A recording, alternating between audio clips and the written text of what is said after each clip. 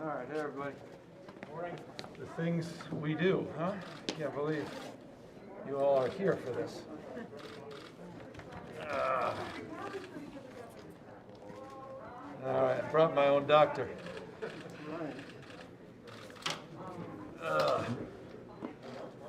Good morning, everyone. Thank you. Whoa, whoa, whoa, whoa.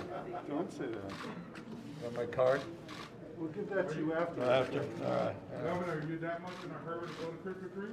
No, I know, yeah, I know, that's exactly right. You get to opening day with this, right? No, but it's, first of all, hello, everybody. And we'll be talking to you in just a moment. It's great to be here with the mayor and supervisor and others that are with us, city council members. But today's an important day, obviously, with the opportunity now for people my age that have been waiting. You know, this 18 million shots later, we've administered over 18 million doses. Started this process in December, and finally we're here for people that are in my age bracket. And so it's an opportunity to remind people that they're eligible. Everybody in California 50 and over. We'll talk more about the eligibility being expanded further to everyone 16 and over in 2 weeks. But it's also an opportunity to highlight the J&J vaccines that are now coming in.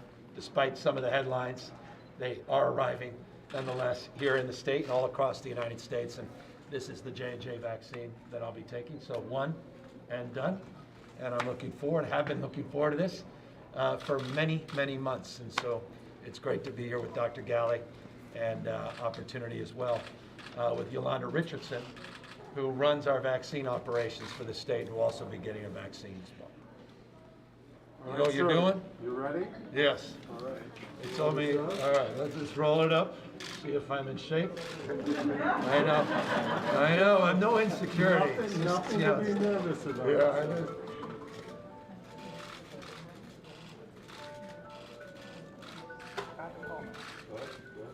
And I see the mayor. Mayor, we were here with Helen, it was Helen Cordoza, getting this first vaccine, you and I watching. Remarkable, just a few months later. Yeah. Whoever's that is gonna kill it. All right, Kevin, there we go.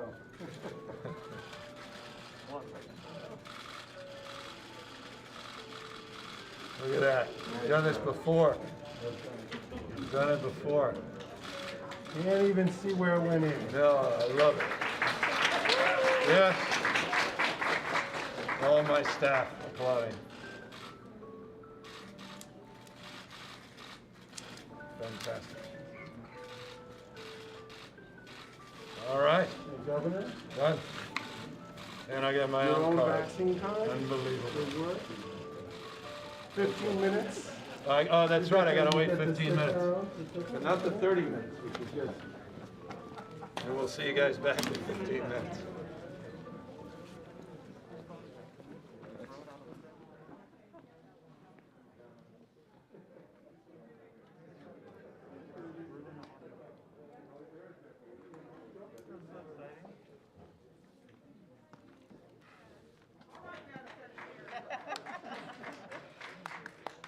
As the governor said, I'm Secretary Richardson, Secretary of Government Operations Agency, and that's a tough act to follow. So he did a good job, so I got to follow that up. But as the governor said, such an exciting day for all of us at the state who've been working tirelessly to make sure that eligible Californians can get vaccinated. And today we're eligible, and looking forward to even more being so. Very excited, and want to just say a special thank you to Dr. Arlene Brown, who is going to give me is going to vaccinate me, and I promise to be a good patient. Okay. All right.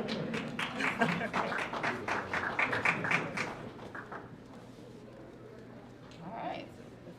I'm not as in as good shape as the governor, so. You're very good.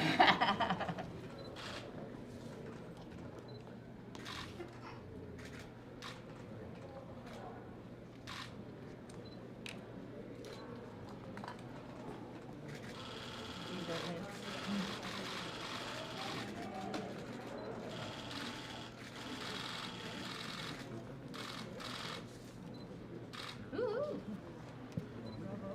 Awesome.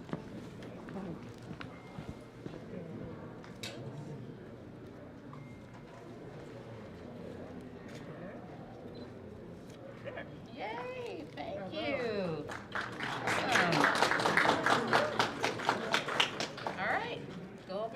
Conservation Area.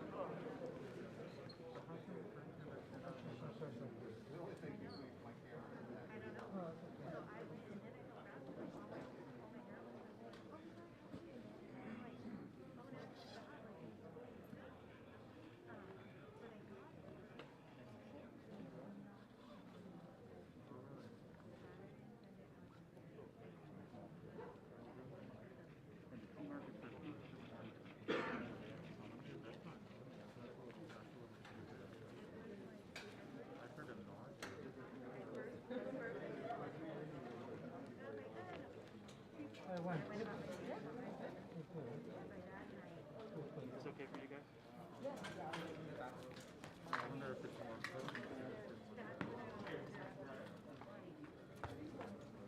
no, you can just let it, and then we'll pull the slack out.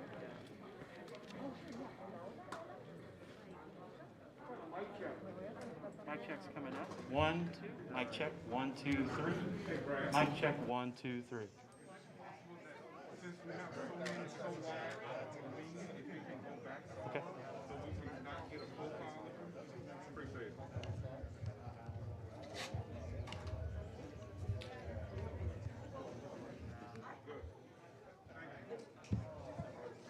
Mic check. Mic check. 1, 2, 3.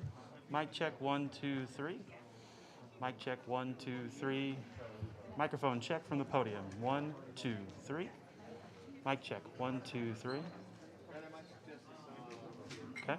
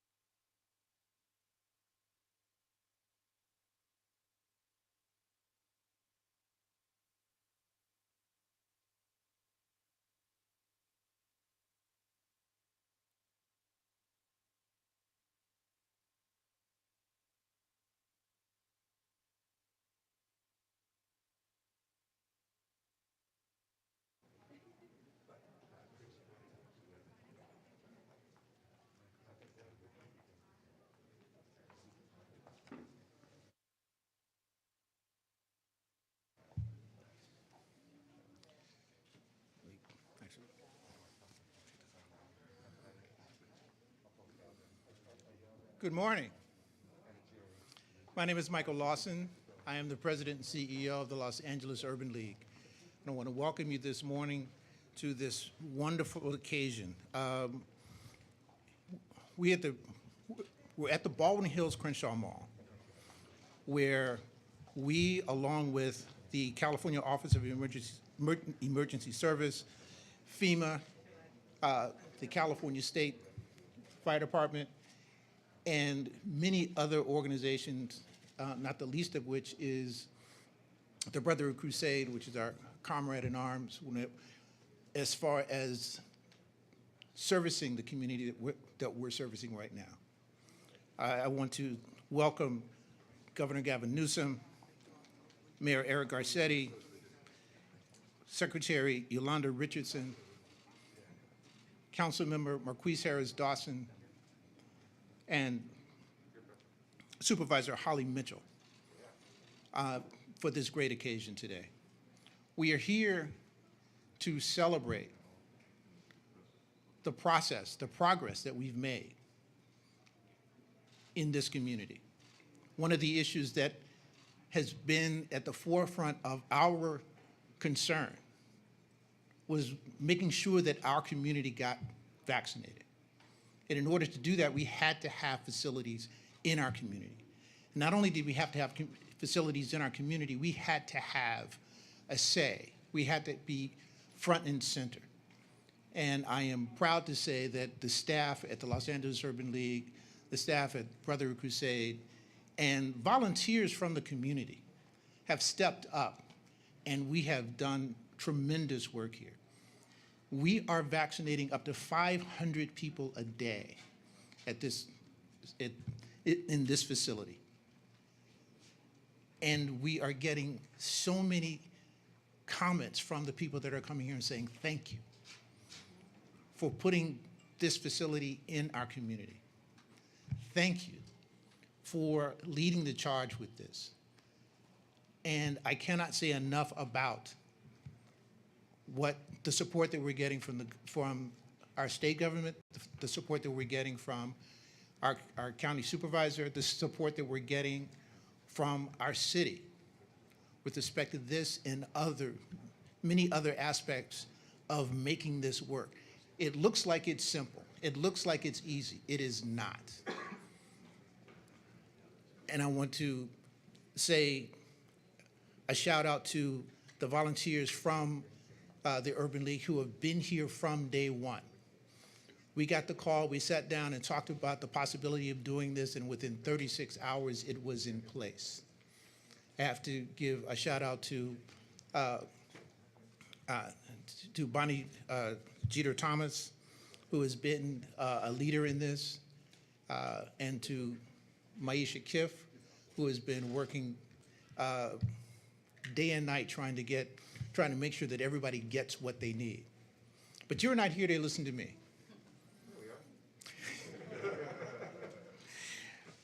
There are too many very important and just essential people who have come down to see this facility.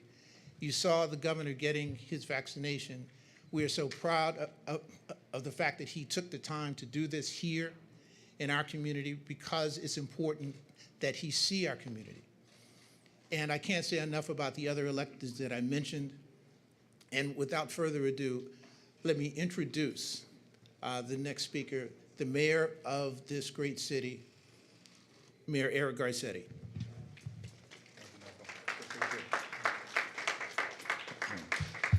Thank you so much, Commissioner, Ambassador, and Angel in the City of Angels, Michael Lawson. We really appreciate you, appreciate Charisse and the Brotherhood Crusade, and Alberto, and Community Coalition, Cookie, all the friends that are here that for so long have been doing the work to, together with this great governor who doesn't need to see the community because he's always in this community. And I want to thank him because this community loves him, and I know how much he loves this community.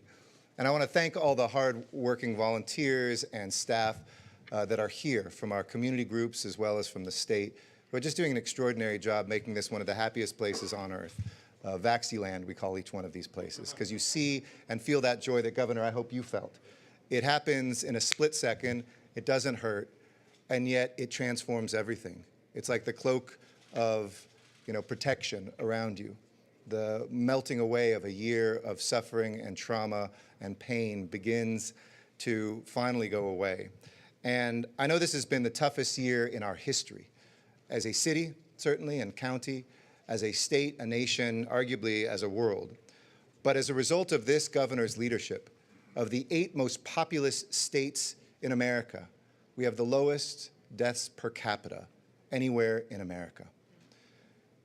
I want that to sink in, because I was once told by my friend, mentor, Mike Bloomberg, he said, the things that people look back on and are most glad that I did were the ones that made me the least popular in the short term. That's what leadership is about. It's not about trying to get short-term praise or being worried about the headlines tomorrow or the folks that are upset today. It's looking back 10 years from now and saying, what did I do to save lives and to do right? We're now looking at a moment in which things are opening up again. In fact, it's almost surreal. I went to a mall for the first time 2 days ago to fix my wife's iPhone, because I'm tech support in the house. It was amazing to see people out eating, to see people feeling what makes this city and this state great, provide families and businesses the relief that they need now.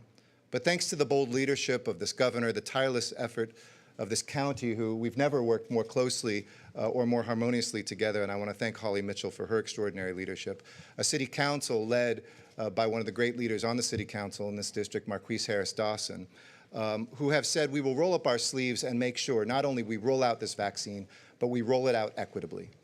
Los Angeles is the only large metropolitan area in this country, I believe, in which African-American deaths, which used to be across the country double the represented population, take away that first month, and after we jumped into action, African-American deaths are less than the represented population because of the testing, the education, the surge. And now we see vaccine hesitancy coming down too, because people realize this is killing us. We need to protect ourselves. And today we have a 1.4% positivity rate, the lowest we have had since April of 2020, the lowest we have had since April of 2020. So Governor, you've come to the right place to get your vaccine. Here in Los Angeles, we've shown that when doses arrive, we get them into arms. Each week, more than 90% of them out the door. The City of LA, in partnership with the county, our city-run sites, have had more than 750,000 doses of life-saving vaccines. And we know that being Black or Latinx, Pacific Islander, Native American, coming from a lower income zip code, living in a multi-generational household, these mean that you're more likely to get COVID-19 and unfortunately to die. So we haven't shied away from that hard truth. And we've been doing mobile clinics delivering over 50,000 doses, over 90% for residents of color. And last week we announced a new mobile clinic partnership in Watts that will deliver 5,000 shots a day in Watts. It's that record of speed, of safety, of efficiency, and equity that led us, and I'm proud to be able to co-announce with the governor today that we were able to say yes when Governor Newsom asked us to take over operations at the Cal State LA mass vaccination site in East LA. The result of this governor's advocacy in Washington, one of 2 of the first in the country, both in this state, in Oakland and here. So we will take over those operations as a city. We couldn't be more proud or more ready to get the job done. Together with the county, we'll get the doses. Launched by FEMA and Cal OES as a pilot site, it will have administered 300,000 doses in just 8 weeks. And now as they prepare to hand the keys over to us, we're getting ready to seize this opportunity to integrate the site into our larger citywide efforts and to get more vaccines into arms. We can do so much more. And I still continue to ask the federal government, give us those direct doses to the county and to the city. We'll get the job done. But I'm thrilled the governor is here to model what leadership looks like. I've seen that privately behind the scenes. I see it publicly alongside you, and there is no more task that is urgent. You know, the years tell us things that the days cannot see. And 1 year into this, we can begin to feel and understand what California leadership did to not only position this state for a rebound, but to save lives of people we will never be able to count. We can only tragically count those who are lost. But there are many people in this city alive because of you, Governor, and I thank you. Briefly in Spanish, and my apologies, since there's another press conference at City Hall, I'll miss your talking points, but I'll get them on the news, Governor. Hoy es un gran día para California. Empezamos un nuevo capítulo en proteger nuestro pueblo del virus. Y es un hito en la recuperación económica de nuestro estado también. Hoy, gracias al gran liderazgo de este gobernador Newsom, y esfuerzo incansable de él, cada californiano con 50 años de edad o más es elegible para recibir la vacuna COVID. Gracias, gobernador. En Los Ángeles sabemos cómo vacunar a nuestra comunidad. Hemos demostrado que cuando las dosis llegan a nuestra ciudad, los administramos de manera rápida, equitativa y segura. Mientras protegemos a nuestra ciudad, no dejamos a nadie atrás. Nuestras clínicas móviles han administrado casi 50,000 vacunas en las áreas más afectadas de Los Ángeles. Y por lo menos en 90% se han administrado a personas de color. Este récord de velocidad y seguridad, tanto como de equidad y eficiencia, nos preparó para aceptar la solicitud del gobernador Newsom para asumir las operaciones en el sitio de vacunación de Cal State LA, en el este de Los Ángeles. Sin embargo, este no es un esfuerzo individual. Contamos con nuestros socios federales y estatales para colaborar con nosotros, apoyar este sitio con más dosis y asegurar que tengamos el suministro de vacunas que necesitamos para cumplir. Hay personas que están viviendo como el resultado del liderazgo del gobernador Newsom. Yo quiero dar las gracias de nuestra ciudad y el condado, y todos podemos participar en esta visión.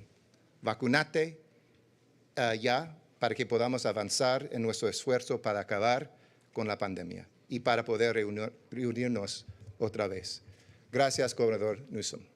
And with that, let me introduce my dear friend, a state leader who I'm sure the governor misses as the budget chair, but she's doing an amazing job as the supervisor of this great county, the one and only Holly Mitchell.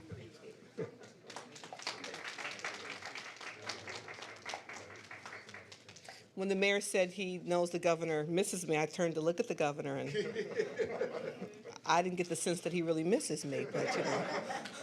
Welcome, as I always tell you, affectionately to my hood. And I say that with great respect and affection for the Leimert Park Crenshaw community. You know, hood is an abbreviation for neighborhood, and this is a neighborhood rich in history and culture and diversity. You know, I'm a native of Leimert Park. I've welcomed you here a couple of times, and we've had breakfast at CJ's and bought books at Esselwan and went to Hot and Cool Cafe. And now you're here at the historic Baldwin Hills Crenshaw Mall, which was the first contiguous shopping mall built in the country, a real visionary that the Leimert developers had many, many years ago. So I welcome you to the Baldwin Crenshaw Mall. It's a pleasure to have you here. I want to congratulate Secretary Richardson. Secretary, like me, you got blackcinated. Black women who got vaccinated, we got blackcinated. And it's important that we talk about that, because the reason why it's so valuable to have the vaccination site here, for the governor and the secretary to come here, is for us to talk about communities of color who've been disproportionately impacted by this virus, this dual pandemic, this public health pandemic and this economic pandemic. And you can see it along the Crenshaw corridor. We've got small businesses who are suffering as a result of this pandemic. So we are honored that you were here and that you chose to be blackcinated here in the Crenshaw community. For me, it's times like this that government is made for, and to seek collaborations and partnerships. Just yesterday, I was at another vaccination site with Weingart Foundation, St. John's Family Child and Well Center, and SCIU 2015, where philanthropy, labor, and a FQHC came together to set up a clinic. Here today, FEMA, the federal government, Cal OES, the state level, as well as our nonprofit, our rich nonprofit institutions in this community, the Urban League. I saw Mothers in Action here, and of course, Brotherhood Crusade. Organizations who have a commitment, a longstanding commitment, to the people who call this community home. Organizations who, when they call and say, hey, we've got a vaccine site at Sears, come on down, it speaks volumes, Governor, because the community knows that those organizations have their best interests at heart and they show up. That's why these partnerships have been so successful. That's why we've been able to increase significantly the numbers of Black and Latinx community residents who've been able to get through and navigate their way through the process to be vaccinated. And that's why these community partnerships will and must continue. And I'm proud to know that they will. I've been saying to the governor and his people for the last maybe 2 months, hashtag where the vaccine at? And so, and to my utter dismay, it didn't catch on. But we know where the vaccine is. Right today, it's in the Crenshaw Baldwin Hills Mall, and some of it is in the arm of the governor and the secretary, and we're proud of that. It gives me great pride to welcome you all and to introduce the 40th governor of the great state of California, Governor Gavin Newsom.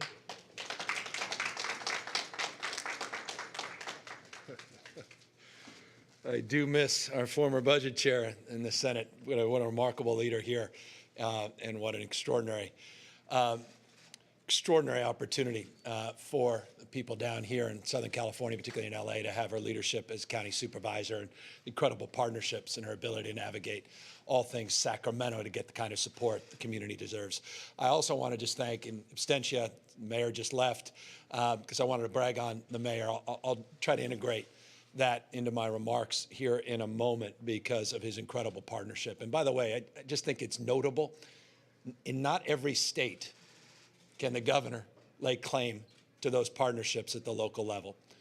We are blessed to have extraordinary leaders at the county and city levels, the vast majority of them that have been hand in glove working with the state of California, not as sparring partners, but as working partners, not with a closed fist, with an open hand, humbled by this entire experience, as the mayor rightfully referenced this last year, this journey that we've all been on together, now seeing that bright light, not just light, bright light at the end of the tunnel. But it's been an extraordinarily challenging year. So much fear, so much anxiety, but now growing optimism about our fate and future, not only here in Los Angeles and Southern California, but all across our state, and increasing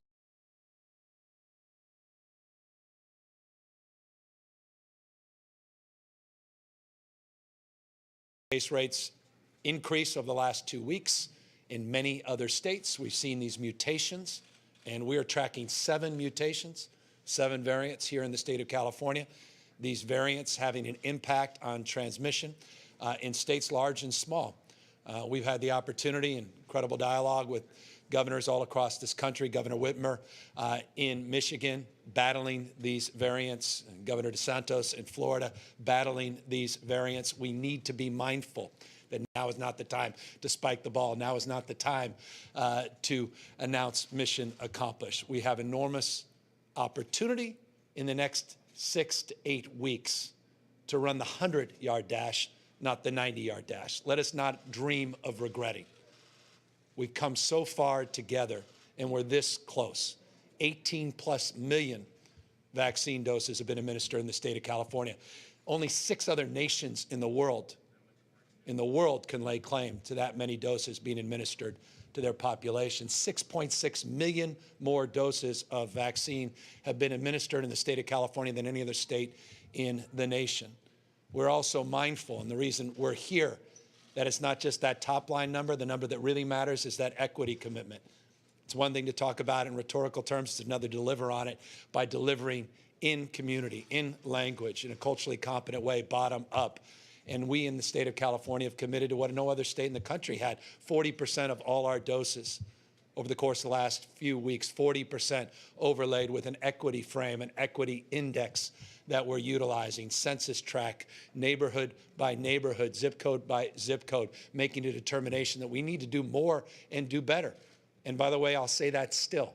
We need to do more and we need to do better to advance the cause of equity. It continues to be stubborn. And so indeed it is, Supervisor, a reason I am here and honored to be here in the community. Michael, thank you for incredible partnerships that you've established here, proving the paradigm. This can be done if we commit ourselves to it. We can actually deliver on that promotion, on that promise, but we have to build more partnership. We have to build a sense of community. And at the end of the day, trusted messengers, with all due respect, They're not in Washington, D.C., and they're not in Sacramento. They're in the community. I was just sitting down that 15 minutes after getting my vaccine, talking to members of the community, and they're the real ambassadors, the people that were sitting next to me after getting their doses, to go back in their community, go back home, talk to friends and family, and say, I just got my vaccine, you should do the same thing. And so that's the power. It's the power of emulation, the power of example. And that's the power we want to promote here today, because 18 million is not getting us to wherever that herd immunity number is. Is it 31 million? Is it 32? How do you define herd immunity? 75%, 80, 85%? How do you define it in a world where there still is resistance, where there are variations, mutations, in a world where not all our children are even eligible to receive the vaccine? So we still have more work to do. But 18 now million vaccines have been administered in the state, 3.5 million under this new equity index. We now have over 31%, or just shy of 31% of the state now fully vaccinated, or rather, excuse me, having received at least one dose of vaccine.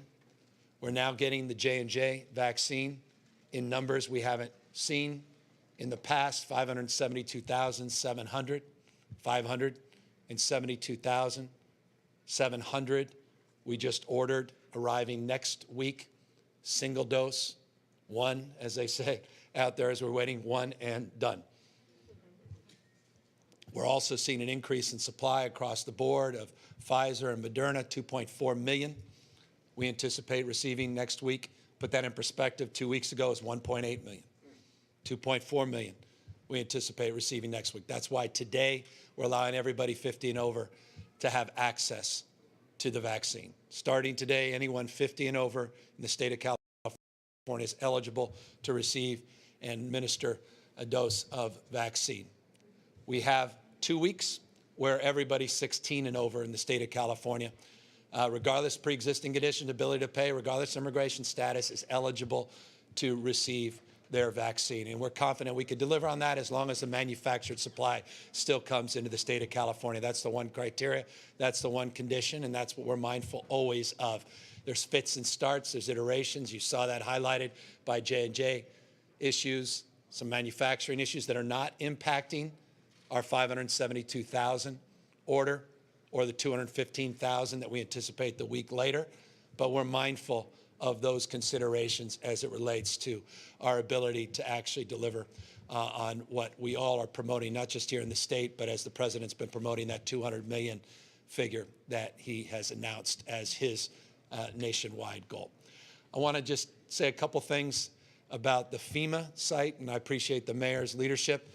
The mayor has taken the baton without hesitation to have a seamless transition from the Cal State LA site and to now take over that effort at a local level. That includes, by the way, these mobile sites, the site that we're in today. This is currently being operated in partnership with FEMA and with Cal OES. By April 12th, we will transition the site at Cal State LA and the mobile sites like this to the city of Los Angeles. We're working with the Biden administration to talk about allocations because, as you know, the current doses do not come out of state supply, but let's put it in perspective.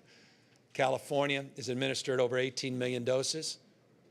The two FEMA sites combined are less than 4% of our entire delivery system. So it's not profound in terms of its impact, but it is an impact nonetheless, and we try to get every dose we possibly can. We're working accordingly up in Northern California at the Alameda site to transfer as well, likely not to the city of Oakland, likely to the county of Alameda, and they will have a more distinctive and unique operation than the current one because of some of the logistics concerns as baseball season reopens. That's at the site of the Oakland A's, and so there's some criteria and considerations that need to be addressed as it relates to logistics up there. More to be said on that later. So just honored to be here. Happy to take any questions. I want to just acknowledge the incredible leadership of Dr. Galley throughout this entire process. Yolanda Richardson, who's our vaccine czar. She hates that phrase and term, forgive me.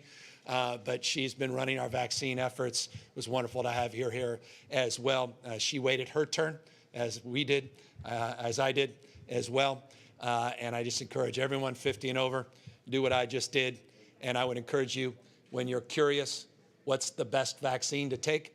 The best vaccine is the next one available. With that, happy to take any questions. Have some questions out over here. Hi, Governor. Colleen Shelby with the LA Times. Thanks for taking questions. I wanted to know what you would say to those who are newly eligible but may have to wait a bit longer for their appointment just due to supply or tech or mobility limitations. And I'm also wondering if you can tell us if your wife, the first partner of California, is planning to get her vaccine. Yeah, she is, as she reminded me today, she's not 50 and happy about that. So she's still waiting her turn. So she'll get it when her eligibility comes up, which I anticipate in 2 weeks on April 15th. But look, let's be mindful. Just because you allow the access doesn't mean everybody can rush and get a reservation, can get scheduled to get the administration of the doses. And remember, our biggest constraint continues to be manufactured supply. Let me put in perspective, that 2.4 million that we're getting next week, we administered over 2.5 million last week. So constraint, again, is manufactured supply. We've designed a system through this TPA, of which now we have 81% of the population in the state of California with memorandums of understanding as part of our third-party agreement with the state and with our third-party partner. We have the capacity to do 5 million doses a week. That's the system we've designed. Again, just 2.4 million coming next week. So it's going to take a number of months for us to exhaust that demand. So even though we're lifting the eligibility, bringing down the age to 50, 2 weeks to everybody 16 and over, that doesn't mean April 16th, everybody that wants a vaccine will have been vaccinated. It still will take a number of months to get to that point. Governor Mike Blood with AP. I was wondering, along those lines, you mentioned a couple of months perhaps to exhaust the demands. Do you have any more precise sense of that? And part of the reason I ask is I did a random scan of the county website today looking for appointments. I probably went to about 24 different websites for Walgreens and other places. They're all booked for the next week, no appointments for 7 days. So I'm just wondering, this big new group coming in today, more coming in a couple of weeks. How long will that process take till everybody can actually get in? It is completely determined on the basis of manufactured supply. It's what we have available. And by the way, and it's a sophisticated question in this context, the supply is threefold. You have supply coming into the state. That's the 2.4 million. You have supply going directly to the pharmacies. And you may have seen this last week, Walmart, Costco, and others now are part of the pharmacy direct allocation from the federal supply to the pharmaceutical, or rather to the pharmacies directly. And the third is the direct allocations going to community-based health clinics, FQHCs. And those supplies are increasing as well. So in total, as we see more supply be made available, hopefully we'll see some loosening in terms of those constraints, in terms of the schedules as it relates to the number of people that are able to access and reserve a time slot. That said, again, our estimates, and I see, Yolanda, you're here, and I might as well take advantage. I love that you're on the road with us. You know, when we say the next couple of months, I mean, you have any greater insight, or is it, I mean, it's illusory on the basis of what actually comes in? Absolutely. To your point, Governor, it's definitely. Yeah, take advantage of being here. Thank you. As the governor said, it's definitely based on the manufacturing supply. I think all of us are anxiously following the news and watching the federal government, and also watching some of the new products that might be available. But the governor does a great week every week of telling what's coming next, and as we have those doses available, we're getting those to sites such as this and sites across the state to make sure that whatever we have, those appointments are available, and we'll continue to do so as hopefully the supply increases over the next month. to clarify that question, so those are the reasons why you can't say why it might take 2 months, 4 months, 6 months. There's too many pieces moving, as the governor pointed out. That's correct. But there's no indication it will take 6 months. Yes, yes. I want to level set on that. I mean, we're looking, look, we're at 18 million. We were 17 million just a few days ago. I mean, you start doing the math here, and then you start getting to the point where there are going to be people that are just naturally resistant, and there are all those people 16 and younger. Now, that will change as well. And you saw, obviously, the authorization that is likely in a few weeks for people 12 and over, at least for one of the vaccines. Pfizer, Moderna is also in their study, and we're hoping to see that number even drop lower. They're doing studies on 11-year-olds, and we hope to get it down to 6 months and over. And that will then expand the universe of availability, but in terms of the universe of those that are eligible. That said, we'll be at 20 million next week. You start getting to a point, even with the constraints, it shouldn't be more than a few months. Thank you. I just wanted to add one point, because you talked about having gone to the county website this morning to navigate. What you should be confident in knowing that as supply increases, we have the infrastructure here in LA County to administer it. So we have, between our hundreds of community-based partners and the mobile sites and the pop-up sites and sites like this, we have the infrastructure to make sure that once we know the supply of vaccine, we have the capacity to add to those appointments and get shots in the arm. So we're not waiting to set up the infrastructure. The infrastructure exists, and that I'm very proud of. Hello, I'm Anna Almendrala, Kaiser Health News. Governor Newsom, if you lived in another state, you might have been eligible for the shot months ago. What data or signs or signals are you and Dr. Ghali looking for to know whether California's decision to have special eligibility tiers and to hold the general population back for as long as today will have been worth it in the end? Well, it's our commitment to equity. It's our commitment to vaccinating the most vulnerable. Remember, 75% of the people that have died from this disease, and this disease continues to be deadly. Close to 150 people lost their lives, families torn apart because of the deadliness of this disease. The disease is not taking Easter weekend off. This disease is not taking spring break off. This disease remains as deadly as it's ever been. The only construct that's changed, the reason we're at 1.9% positivity, and over the last couple weeks, we've had among the lowest positivity rates in America, is because of the vaccine efforts and because of the natural antibodies for those that have been exposed, and the good work that many of you do every single day in terms of the non-pharmaceutical interventions by practicing what we're preaching, particularly in terms of mask wearing, which is foundational. Many other states have lifted the mask mandate, and you're seeing their numbers reflect that. You're seeing numbers increase in other states. In California, we've been able to hold pretty steadily for the last few weeks, mindful that we have 854 UK variants that we have sequenced in this state, mindful that we now have 35 Brazilian variants that we have sequenced in this state, mindful that we have 10 South African variants we've sequenced in this state, mindful that we have close to 9,300 West Coast variants that we have sequenced. We need to be cautious, and in that respect, we prioritized the most vulnerable. We've been deliberative in terms of age-based and exposure-based. Looking at occupation, I was just in the Central Valley yesterday with the First Lady celebrating Cesar Chavez Day at 40 Acres, original headquarters of UFW, committing to the cause of equity that includes doing what many other states have not done, and that's prioritizing their farm workers. This is a specific answer to your question. This is what we do. Not every state does that.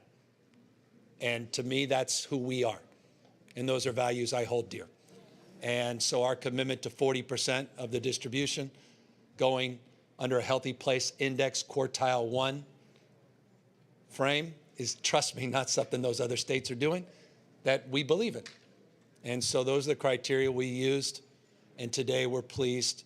Not every state is where we are in terms of age eligibility, even at 50, but that we are here today because of the good work Holly and her team have done, and so many other members and partners from the Urban League and all the other CBOs, 337 strong across this state, that are truly delivering. The state vision is realized at the local level. And so I applaud all our local partners.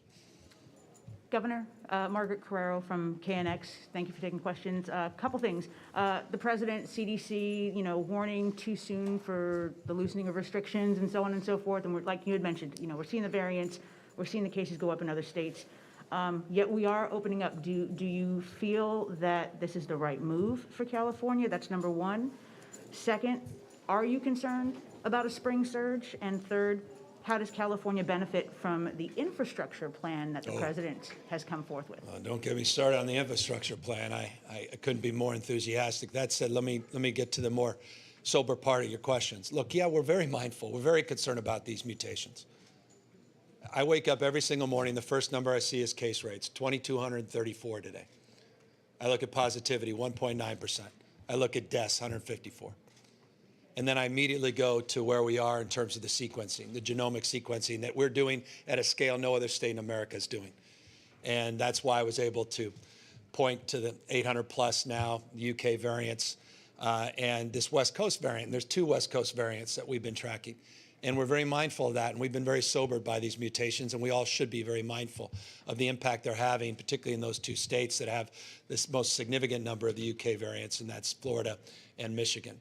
And so we are cautious and we are concerned. That said, we're still in this tiering frame.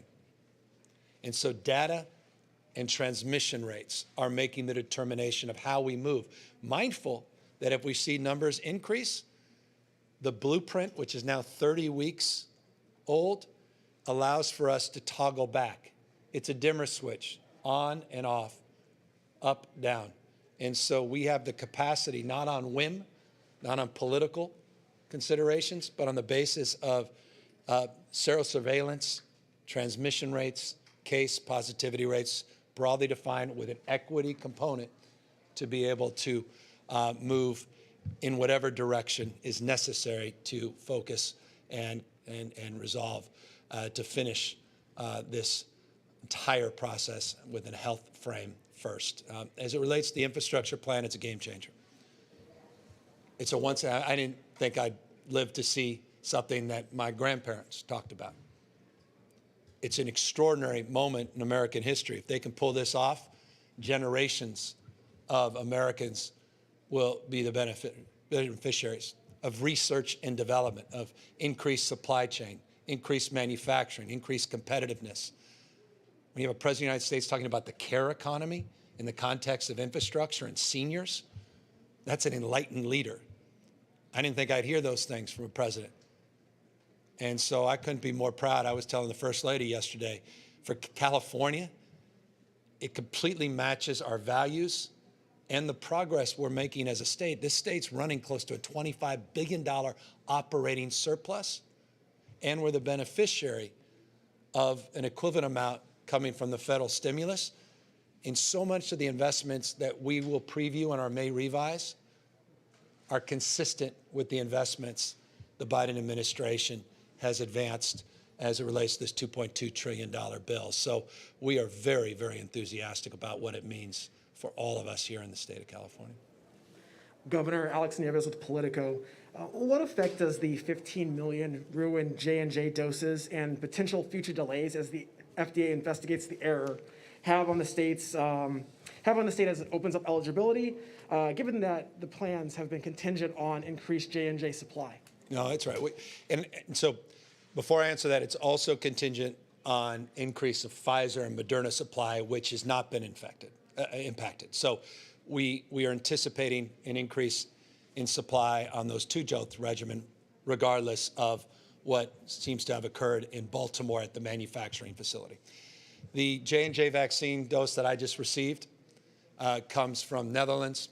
It's independent of that supply. It's a direct allocation coming from FEMA. It's independent of our own state supply. Here's what we know. Here's what we've been told.